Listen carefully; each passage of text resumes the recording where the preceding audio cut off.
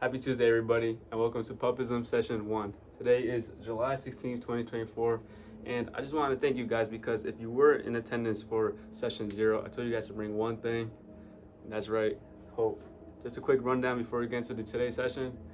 A feeling of expression and desire for something to happen. Now, thankfully, we have the control over that. We have control over our hope, and we will be taking that into our lessons today, so let's get it. Welcome to Session 1. Now, before we build anything amazing, anything huge, we need a solid foundation. Now, why do we need a solid foundation? Well, try jumping off a skateboard, try jumping off something flimsy. You're probably not gonna get as high as you would if it was solid and you were faithful in it and you knew it wasn't gonna move or anything. Exactly. So before we get into it, we should fully understand what we're getting ourselves into. So the definition of foundation. They got two actually. The lowest part of a building, right? So you don't really see it, but it's the big block of cement, or an underlying basis of principle. And then for conviction, and both of these are pretty similar, but not exactly the same, a firmly held belief. So basically what we're trying to do is we're trying to create such a strong and powerful and such a base home, basically, in a conviction in ourselves, in a foundation, because we believe in ourselves. You know, we don't need someone else changing our minds because we already understand what's gonna go on through the course of pupism, okay? Now the question is, how exactly do you do that? So the big question is, how do you get conviction? How do you get a good, strong foundation to live your lives? Well, before we get anywhere near an answer, we need to identify what's going on in the present right now. So we have a life. Our life isn't going good right now, so that's why we're trying to change it. We need to understand what is life. So life has three worlds. We all share three worlds, okay? We have the physical world, of which we all see, you know, which you're seeing me on right now, which you're seeing this whiteboard on, and which I'm seeing you through a camera. We have the mental world, which is more personal, you know, what's going on in our mind, what kind of thoughts we are being created with, cultivated with, and, you know, soaked in, drenched in, all that.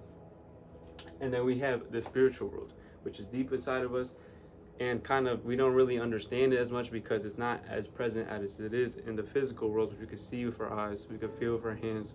Our mental world, which we can hear our thoughts, you know, we understand what's going on in our mind, the way we think. But the spiritual world is a lot more different because it's further away from us. Now, I have a question for you.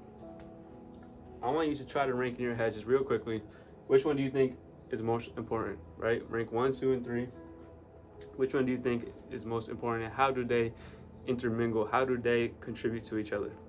Now, since every life does have three worlds in them, when we are looking at a random person, and whether through facial expression, through the actions, or just the way they move, we could tell what kind of characteristics they have, and we could connect that to the worlds that they are living in.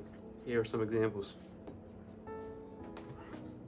Okay, so here we got three examples of what people look like when they have two of something but lack maybe one. I'll get to it more. I think the examples will kind of explain itself a little more. So here we have someone who's good in the physical world. Their mental seems to be connected, everything's working, but they lack a little bit of spirit. You know, they seem like they're a little not that energetic. Usually I find these people are usually well off in the world. They're logical thinkers, but they are kind of cold, you know, like when you kind of talk to them, I feel like if they're not really into you, they're not going to be into you. And usually I find that this is usually white people. It's like just how it is. In the middle, we got people who are good spiritually, filled spiritually. In the physical world, they look like they're doing good, but mentally, not really the best. Usually I find these people are usually the coolest people to hang out with because they're fun, they're energetic, they're just not that good at making decision making. And if you kind of relate it, I kind of relate to dancing, you know, like when you put them in the middle, they're not really thinking, they're just kind of out there having fun. You see it like in the physical world, they're moving, you see it through their face and everything. They got spirit, but just not the best when it comes to advancing. If that's what they want to do, you know, like ignorance is bliss, you don't really got to be like that. I think that's a really good trait to have, you know, losing the mind. But unfortunately, our minds work very well. Then we got lacking in the physical world, but in the spirit and the mental world, you are fulfilled. What I usually find is these are usually younger people who kind of lack experience in the physical world. You know, if your engines are running, if everything is operating the way it's supposed to be, you got good spirit, your mind is working, it's only a matter of time before you make it and your physical world does become good. Now what we got is the people who only got one thing that's going for them, which is fine. You know what I mean? Like you just need one thing to start, you know, that's all you need. First, we got the person who's good in the physical world, or seems like they're good, but in the mental world and spiritual world, they are down bad. This is what I call the shy guy. Now, some of you guys might relate to this. When you're out in school, you go to work, whatever, you put on a mask, you think everything's good, you're joking with people, no one can really tell, but when you're home alone, it kind of hits you deep. You know what happens? Shy guy. Next, we got the hopeful. This is when your physical world is not really looking good. Your mental world, you don't really know what's going on, but you are spirited. You are ready to go. This is what I call the hopeful, and I think some of you could relate right now. Next, we got the physical world, spiritual world. Not their best attributes, but they have a good mental game. They got a good head. This is what I call the smart ass. Because if your shit was strong, then your physical world would relate. But you want to pipe in, you think your head's all that. It might not be, my boy. Now, if we're getting extreme, we gotta see the extremes, all right? If you have none of these, your physical game is down. Your physical world is down. Your mental game is down. Your mental world is down. Your spiritual game is down. You got no spirit. That just means you got no hope. And there are examples of these in the public world that we will get to in a little bit. Now, what if you got all three motors running at the same time, everything looking good? Congratulations. You are a pup. Okay, so you're kind of getting it, but you're probably asking Harry, like, where's the conviction supposed to be? I thought we were supposed to be learning about foundation. We are. Think about it. Where do you think the conviction lies? Before we get to that answer, I want to give you two more examples, and these are more scenario examples. So here we got the fat homie. Everyone got a fat homie. And here we got the virgin, over-sexual homie that never gets no play. The people who be talking like, but never jump in the field. So over here, we got the fat homie. So physically, in the physical world, what we see is he's a little chunky, he's a little bigger than everybody else. Cool. But these people bullying him, or these people saying, oh, you're fat, growing up in school or whatever, he's probably going to be frowny faced because he's feeling insecure. He's feeling not normal, he's feeling pity for himself. So what does that mean in his soul? He's probably going to be like, I'm fat, frowny face. Over here, we got the virgin, that always be like saying some sexual shit but never gets no bitches. I don't know. It's always someone like that. But if people are making fun of him or telling him, look at you, little virgin, he's probably thinking, I'm nervous, I'm doubtful, I'm different from everybody else because everyone else seems to be growing and I'm not getting no play. So in his soul, he's probably thinking, I'm a virgin.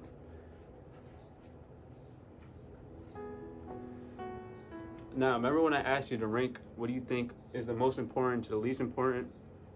This only happens if you rank the physical world as the most important, your mental as your second, and your conviction world as your third. And I'll show you why.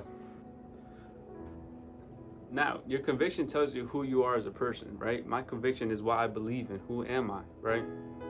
So imagine, right? Imagine this fat guy, instead of saying, I'm fat, smiley face, he worked from the spirit first. And he becomes a little demon. He's like, yeah, I'm fat, and so what? That's his conviction because he believes in it. He knows who he is. Do you think his mental would still be saying he's insecure, not normal and pity? Probably not. His mental will probably be like, I'm just not normal. I'm just bigger than everybody else because I'm fat. I'm bigger. That's conviction. And he's walking with that on his chest. Okay, so now in the physical world, he's still big. He's still fat. Nothing changed. So is he still going to be sad? Not really, because these people are saying stuff. He's not going to give a fuck because guess what? I'm fat. That's my conviction. I believe in that. That's who I am. You can't change that shit. Even if you say that shit in a negative manner, does that change anything? Now let's use the example of the virgin. What the virgin said, instead of I'm a virgin, sad face, that boy go demon. Imagine that boy go demon. You think he's still gonna be feeling nervous, doubting, indifferent if he's like, yeah, I'm a virgin. No one can touch me. No, I'm a virgin, bro. Either whether it's for religious reasons or in this sexual world, he's just saving himself. And he's like, I'm a virgin. You think he's gonna be feeling nervous, down, different? He's probably gonna feel different because he is different. But does that mean the physical world he's still gonna be like, sad face, I'm a virgin? No, that's discipline, bro. That boy's gonna be fucking chilling. And these people who's making fun of him, he'll just be like, they don't understand what I'm trying to do. I'm a virgin. If they don't fuck with it and they say negative stuff, I'll just push away from them. You know what I mean? But this is only achieved if you put your spirit first. Because the physical world that we share does not really matter. You know what I mean? Does it matter if I do something cool and impress another person? Not really, because inside is what holds the pride, what holds your heart, what holds your spirit. You know what I mean? If you let other people change that, then what conviction do you hold? What belief do you hold? What other people are telling you? Now we need to think about foundation again. What is foundation? Like we had a definition in the last thing. Foundation is the lowest part of the building, the most strongest part, but no one ever sees it. No one sees the work that puts into it or how strong it is, or it's never tested. All people really think about is the building, how many people it holds, how big it is, but no one really thinks about how strong it is. You know what I mean? If you're so strong that other people who don't mean anything to you can't change what you believe in, how strong are you? But if you're so strong that if someone says something and automatically your mind's thinking something else and you're being attacked internally by someone else, how strong are you? Now you're probably asking, Harry, well, how do you know that the spirit world is the most important, the physical world is last important, when this holds the most evidence? Because we see each other, we can talk to each other, and our mental world we can't go into, we can't really have evidence of it, and our spirit world is even worse. Like, that shit's even more farther away. I'll give you two examples. We got Messi, the GOAT, and we got Logan Paul. Not much of the GOAT, but what we can say about Messi is we know that he's a God-driven man. Every single goal he's ever done, he points to the sky, double hand, bam, bam, bam, inspires millions. But he's a humble dude. He's not very egotistical. He's not really out there talking trash or saying stuff. Even though he's the GOAT, he's literally number one in the world. We never see him saying that shit. So if he holds in his spirit that if I'm good, then I will be good, right? If he holds in his spirit that God is first before me or anyone else, how do you think his mentality would be? What do you think his mind is? Probably like, I'm goated, because he doesn't worry about anything else, right? And what is the result of that in the physical world? I don't know how many goals he has, but how many goals and trophies he has, over 700, 800, I don't know, he's just goated. Now, that's if you start from your spirit to the physical world. Now, what happens if you start from the physical world to your spirit? We could use Logan Paul as an example, right? The things that he did with scamming his customers allegedly, I don't know what he did, but let's say he had a goal of, I want $1 million.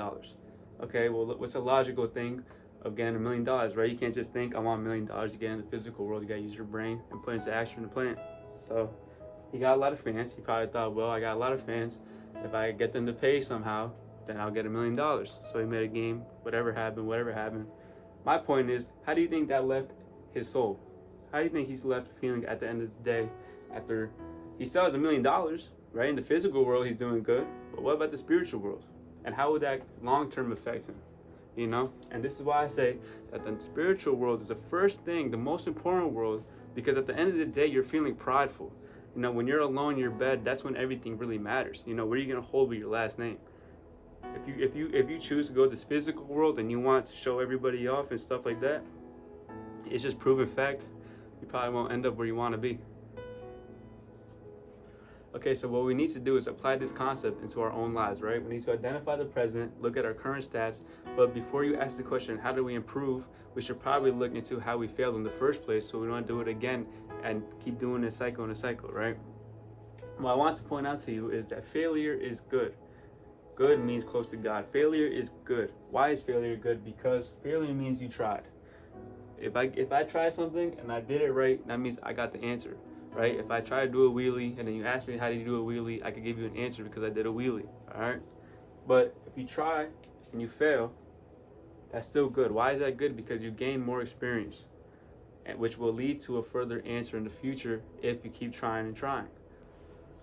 Okay, so you reach this point in life where you're kind of like, this shit just sucks. You know, life just sucks in general. There's many examples outside. Everybody else is down. You see your friends kind of going through it a little bit changing. You know, when you're together, you guys are chilling, laughing. But when you guys are alone, you kind of conclude that they're suffering on their own the same way as you. Now, my question is, what is this new mental health awareness that we have? You know what I mean? If you go down that route, it's very different from before. Back in the day, they didn't give a fuck. But nowadays, if you go down that route, you're left with two options. You get therapy or you get medication. Now, it seems like everybody this day and age, especially my generation, got the combo, bro. Everyone got that depression, anxiety combo. Now, my question is, was it all like that back in the day, but we're just more aware of it now? Or is this just sleight of hand? Now, my question to you is, what God do you follow? And are you being manipulated? Now, before I could explain that even further, I want to give you an example. Who are the most spirited people in this world? The most innocent people, probably, who have very little physical world knowledge. Their mental game, they're not really thinking about that because they just got spirit, they're ready to jump. I'm talking about kids. Kids are the most innocent little beings. Now, what's the opposite of a kid? You ever go down to CVS or, you know, just seeing those people who just got dirty clothes on, got the brown paper bag, you know, they're just done. You see it in their eyes, they're just done. They got no spirit because they're done. They have no hope left. They're triple X'd out. Triple X'd out.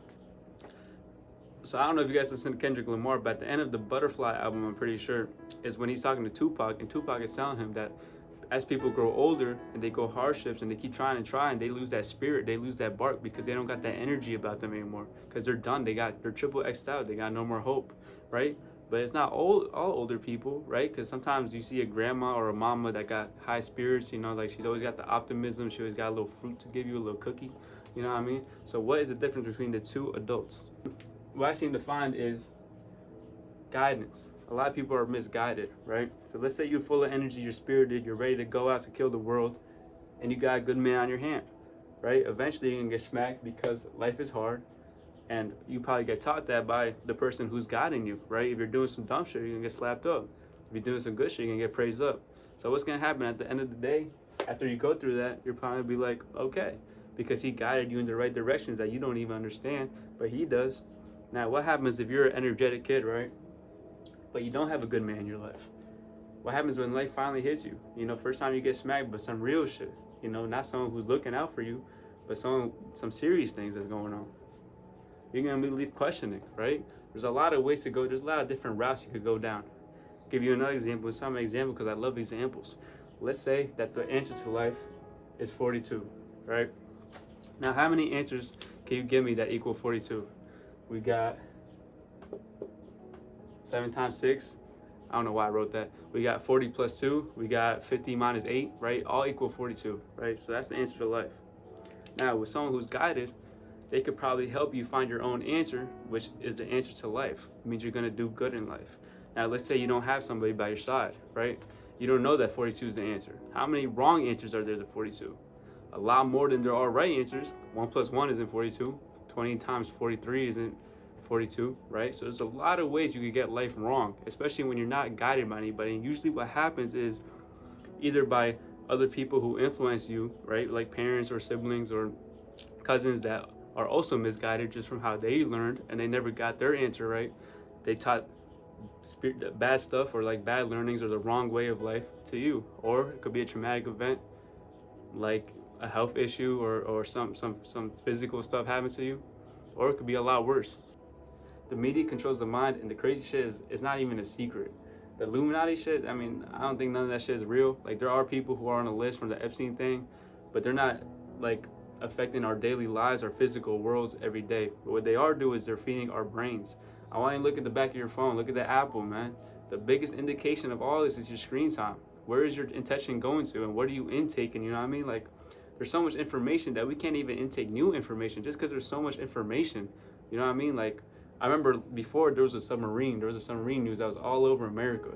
And then after a week of that shit happening, I haven't heard about it since, you know what I mean? Like, everything is always changing. Everything is always changing. The problem is that parents are getting lazy, or they've been getting lazy. When I was 15, I had a job at a restaurant.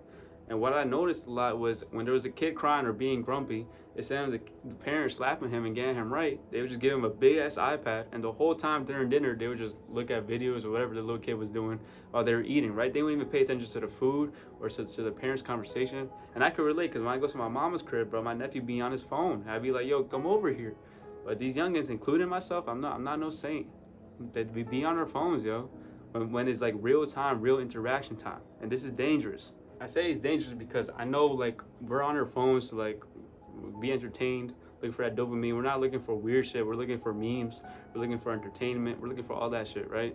But what about the ads? You know what I mean? They always attack you with your priorities. You know, food, sex, health. They always attack you with the OnlyFans, with the fucking fast food, McDonald's shit. You know what I mean? Like, they always give you like this pity shit when they know they have no respect for you. They don't really care about you. They want your money. We're gonna see how dangerous it really is, right? We're gonna do a little activity. I want you to do this as fast as you can. Ready? I want you to name 5 rappers, fast food, porn stars, streamers, designer. If you can't name all 5, that's good, but try to do it in quickness. Time.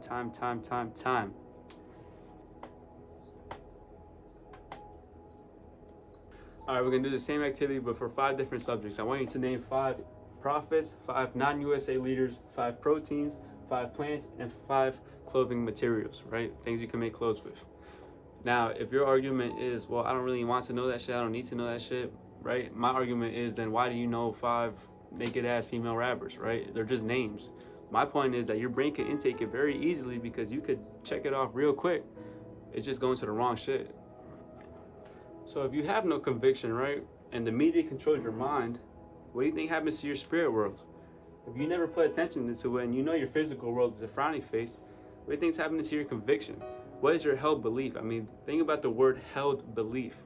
If you're always changing, then you don't have a conviction. Then you don't have a spirit. Then are you even living? Because then who are you? What's the standing that you're gonna stand on that's different from everybody else? You know, that's why they use the term sheep. You know what I mean? The thing about social media too is that we gotta know that they put the physical worth first. And that's how we're all so oversensitized, and that's why we're all so shaky and sad. Because we look at ourselves so deeply, it's not really that important, bro. If you trip in front of 20 people, they might laugh, they might say whatever in the comments, whatever. Who the fuck cares, bro? It really doesn't matter. And the thing about social media is that they amplify it so much, because even if you don't partake in the comments, you still like something, right? That number still exists, and your mind not think of it as something, but your mind still processes what that number is saying. You might look at the comments, look at different people's opinions. It's so much information that, guess what? You don't need that information. The same way Eve bit the apple, you're biting the apple every time you're scrolling and looking at that shit, because it's just useless. You don't need that shit. It's not useful. You know what I mean? I could describe social media in 3 words. We got fun, because that shit is pretty fun. I mean, you know, they got memes and shit. We got easy, mad easy, because all you need is like an email, right? You need an email and just start following everybody else. And that shit ugly as fuck, bro. I swear the miles they got on that shit, whoever got the millions of followers, them motherfuckers be fraud as hell, bro. They just look like, I don't know why people worship them shits, you know what I mean? I don't know why people look up to them, because they not all that. The funny thing is, life is almost completely the opposite of that shit.